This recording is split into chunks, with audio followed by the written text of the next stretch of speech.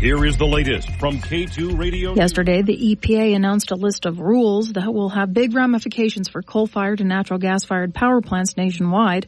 These rules align with President Joe Biden's ambitious pledge to end carbon pollution from the electricity industry in the next 26 years. U.S. Senator John Barrasso says the rules handcuff America's coal and natural production. He's called them outrageous, and that he says the rules will shut down power plants and increase energy costs for families across the country. The EPA touts $300 million in health benefits and $130 million in climate benefits over the 10-year period from 2028 to 2037 with these new rules.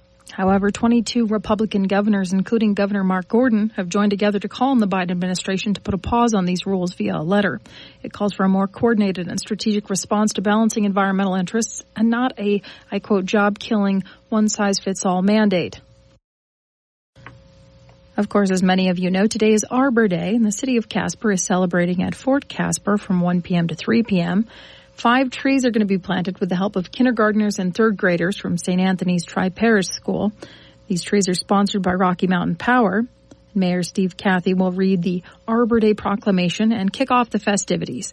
To honor its commitment to effective urban forest management, Brian Anderson from the Wyoming State Forestry will present Casper with its Tree City USA designation for 2023, as Casper met all the Arbor Day Foundation Tree City USA requirements in 2023. And in other news, an Australian Shepherd from central Wyoming is soon competing in the Westminster Dog Show. Owner Shelby Shanks says her pooch Sansa, named after the Game of Thrones character, is a sassy little creature who has everyone around her right where she wants them. A girl after our own hearts, she likes to sunbathe outside for hours, and she loves food, so much so that her parents have to monitor the snacks that she gets.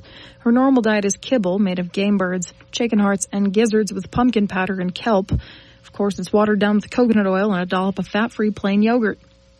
Sansa started getting trained when she was just 8 weeks old. As an athlete, the gorgeous shepherd works out on a treadmill 15 minutes a day, but she plays outside with her pals for the other time. She'll be competing in the best of breeds for the Aussies. If she moves on, she's judged in the herding group. No sweat for this canine who competes twice a year at a national level.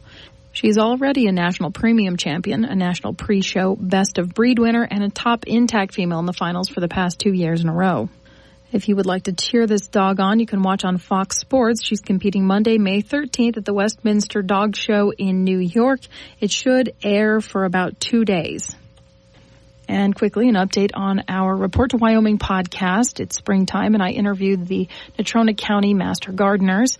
We talk about things that make Casper's growing season unique. We get into trees, herbs, flowers, all kinds of things. You can give that a listen at k2radio.com or with our free on-demand app.